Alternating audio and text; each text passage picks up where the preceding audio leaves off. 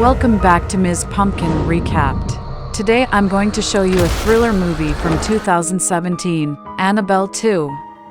12 years later, on a dilapidated bus, nun Charlotte was on her way to Mr. Mullins' house with 6 little girls. The nun was delighted that Mullins had agreed to vacate part of the room as an orphanage. The priest driving the car reminded her to prepare herself not to be intimidated by Mrs. Mullins. The 6 little girls were all orphans adopted by nuns. Among them, lame Jenny and Linda have the best relationship. They agreed that if someone is adopted, they must bring another person. Jenny has always been pessimistic, thinking that she is a burden and no one will adopt her. They arrived at Mullins' house. The big room was like a castle, and there was a simple elevator. In this way, it is much more convenient for Jenny to go up and downstairs. Curious Jenny opened a door and was stopped by Mullins. He told Jenny seriously, "Don't touch the things in the room."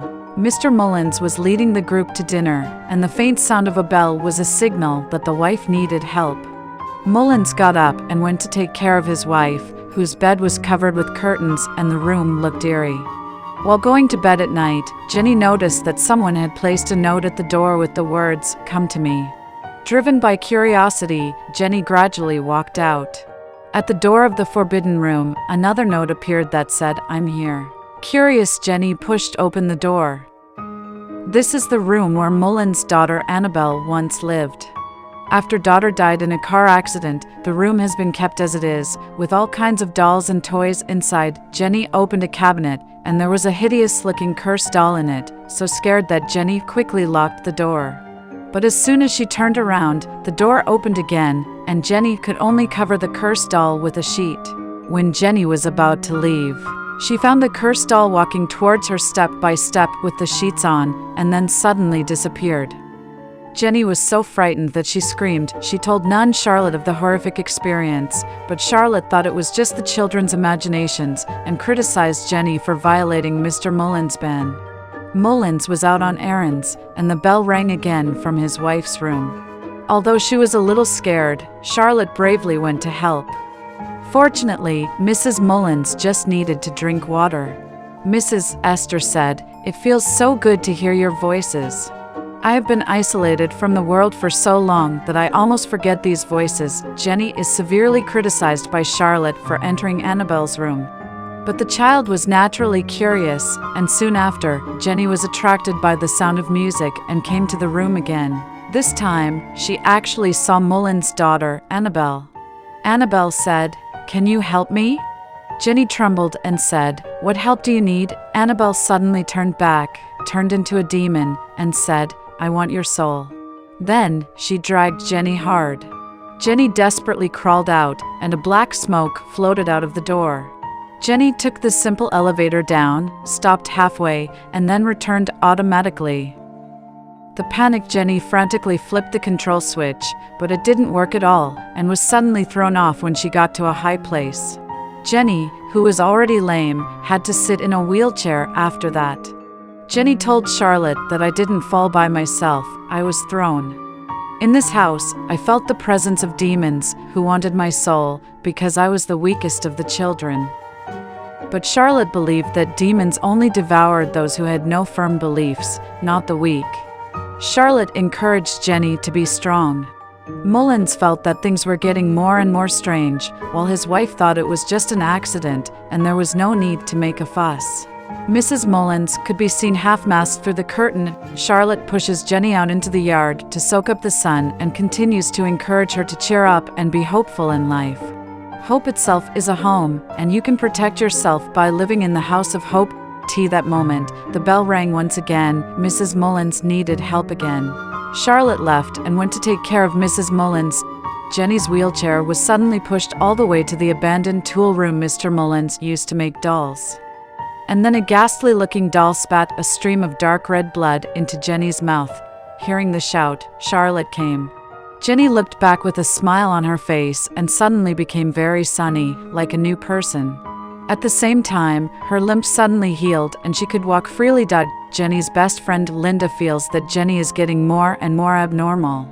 Linda told Mr. Mullins about Jenny's experience, including touching the cursed doll and meeting Mullins' daughter, Annabelle. Mullins was so frightened that he rushed back room to check. Certainly, the cursed doll came out of his daughter's room and appeared at the dining room table with a familiar note. This time, Jenny appeared and turned into a demon. Mullins tried to suppress the demon with a cross, but his fingers were broken off one by one, and he died tragically. The cursed doll that was obviously thrown into the well turned around and returned to the bed. Charlotte took the cursed doll to ask Mrs. Mullins what was going on, and she was trembling with fright, murmuring that the demon was back. It turns out that after Annabelle's death in a car accident, the Mullins couple could not let go of their feelings for a long time. Because they missed their daughter too much, they tried to ask for help from all unknown powers, promising to pay whatever price they could as long as they saw their daughter once. At first, the signal from Annabelle was weak and could only be felt by hearing. For example, the faint playful sound, the automatic music playing in the daughter's room, etc. Later, Annabelle asked to enter the body of the cursed doll and said that she could stay with her parents, and the Mullins agreed without hesitation. The power of Annabelle's existence is growing stronger. It wasn't long before the Mullins were able to visually sense their daughter's presence. They can feel enough comfort and happiness even with a brief glimpse. But they found out that it was not their daughter, it was the demon. The demon exists for one purpose, and that is to deprive Mrs. Mullins of her soul. The demon blinded Mrs. Mullins in one eye and disfigured half of her face. Mullins contacted the church and sealed the cursed doll in a cabinet covered with Bibles. The cabinet is in the daughter's room, and the demon no longer comes out to cause trouble, but remains possessed by the cursed doll.